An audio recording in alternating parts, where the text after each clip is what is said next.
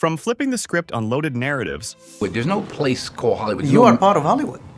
I'm a part of the human race. I'm not a part of any system. I'm a human being. to delivering sharp, no-nonsense comebacks. So why did he need a black director? Could a white director not have? It's not color, it's culture. These are 10 times Denzel Washington completely shut down interviewers trying to push an agenda.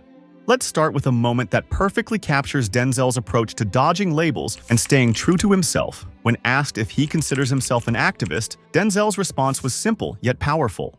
Have you been an activist for a while? I've never been an activist. No. I'm active. I mean, what is the definition of an activist? I think you're always conscious that it's a response to things that are unjust. I'm solution-based, not problem-stuck. Okay. So I'm like, well, what are we gonna do about it? Agreed. You know, and I stay in my lane. So for that reason, I am proud of a film like Rome in Israel. Mm-hmm. You know, as in my where I am in life now, I'm in service, and I'm trying to be an advocate for good and change and in thought, deed, and action. That was a light moment, but when it came to fake news, Denzel didn't hold back, calling out the media with a brutally honest reality check. There's been a lot of buzz about this fake news. You were the subject of a fake news story. Oh yeah, what they say? I was running for president. No, I you voted. were running No, what they say? You switched your support. I switched. from Hillary to Yeah. Trump. What do you make of all the fake news and it affects If you don't read the newspaper, you're uninformed. If you do read it, you're misinformed. So what do you do? That's a great question. What is the long-term effect of too much information? One of the effects is the need to be first, not even to be true anymore. So what a responsibility you all have to tell the truth, not just to be first, but to tell the truth. We live in a society now where it's just first. Who cares? Get it out there. We don't care who it hurts. We don't care who we destroy. We don't care if it's true. Just say it, sell it. Anything you practice, you'll get good at, including BS. Denzel has never been one to let race be used as an excuse, and this next moment proves it. In one interview, the host suggested that Troy, Denzel's character in Fences, was held back by racial discrimination, but Denzel wasn't having it and immediately pushed back.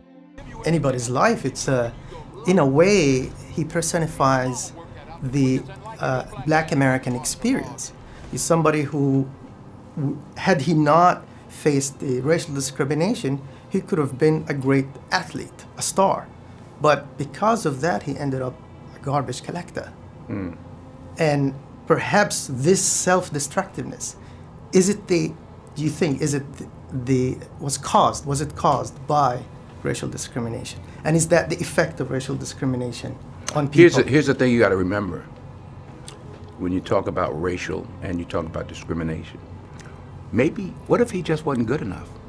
Instead of arguing about oppression, Denzel pointed out that racial barriers exist but aren't the only thing that determines success. See, it's so easy to just say, oh, it's because of this. It's because of racism. Oh, I didn't get the job because of that.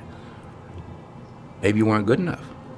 Maybe, like his wife says, you were just too old. She says, why don't you just admit it? You were too old. He's the one that's hung up on, Don't you think it is the problem is the racial discrimination? The right word is not is, was. Was. And that's not the only problem. That's one of the problems. Now, you can make it the only one if you'd like, but it's not the only one. But that's a fact. That's a fact. They couldn't play basketball in the NBA. Well, their grandfathers couldn't walk on the sidewalk, or they were slaves. So each generation is trying to do better for the next generation. When the reporter insisted that racism still plays a role today, Denzel shut it down with a reality check. You said was. You mean, is it better now? An African American doesn't face these obstacles? We're sitting in the Four Seasons talking about a movie. We wouldn't be doing this in 1957 unless my name was Poitier. There was only one person then. But yeah, so things are better, no question. He acknowledged history, but made it clear that dwelling on victimhood doesn't get you anywhere. And when the interviewer tried to switch gears to Hollywood, Denzel wasn't having it. Talk about Hollywood.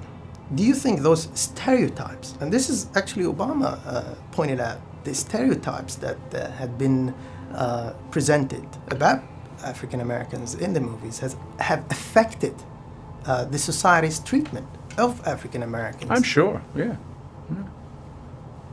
Yeah. And do you feel now things have changed?